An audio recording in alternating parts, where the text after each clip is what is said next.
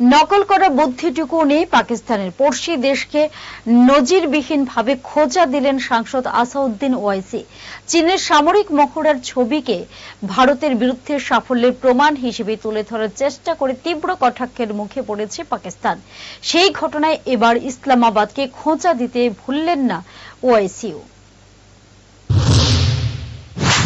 সম্প্রতি field marshal পদে উন্নীত হওয়ার পরে একটি হাই প্রোফাইল নৈশভোজের আয়োজন করেছিলেন মুনির। সেখানে শাহবাজ ছাড়াও পাক প্রেসিডেন্ট আসিফ আলী জারদারি, বিদেশ মন্ত্রী ইশাক দার সহ একাধিক রাজনৈতিক নেতারা উপস্থিত ছিলেন। অপারেশন বুনিয়ান উল মারসুসের সাফল্য উদযাপনে নৈশভোজে জড়ো হন সকলে। সেখানে অপারেশন বুনিয়ান উল মারসুসের ছবি শাহবাজকে দেন মুনির। নৈশভোজে সেই দৃশ্য প্রকাশ্যে আসতেই নেট দুনিয়ায় বিরাট কটাক্ষের মুখে পড়েছে পাক সেনাপ্রধানের এই কাণ্ড। ছবিটি দেখে নেটিজেনদের অধিকাংশ দাবি করেছেন এটা মোটেই অপারেশন বুনিয়ান উল মারসুসের ছবি নয়, বরং চীনের ক্ষেপণাস্ত্র মহড়ার ছবি। বছর চারেক আগে সামরিক মহড়ার এই ছবিটি প্রকাশ করেছিল PLA।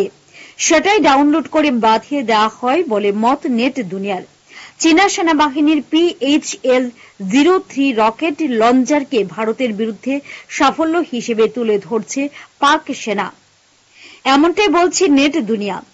বুনিয়ান উল মারসুস অভিযান যদি সত্যিই ঘটে থাকে, তাহলে তার ছবি পাক সেনার হাতে নেই কেন, উঠছে সেই প্রশ্ন। পাকিস্তানের ছবি চুরি নিয়ে খোঁচা দিতে গিয়ে AIMIM সংবাদ বলেন, চীনের সামরিক মহড়ার ছবিকে ভারতের বিরুদ্ধে যুদ্ধ জয়ের ছবি বলে চালাচ্ছে। এই বোকা ভাড়গুলো আবার ভারতের সঙ্গে পাল্লা দিতে চায়। আসলে নকল করতে গেলেও তো কিছুটা বুদ্ধির দরকার, ওদের সেটাও নেই। পাকিস্তান যা বলে তার এক বিন্দু বিশ্বাস করা যায় না।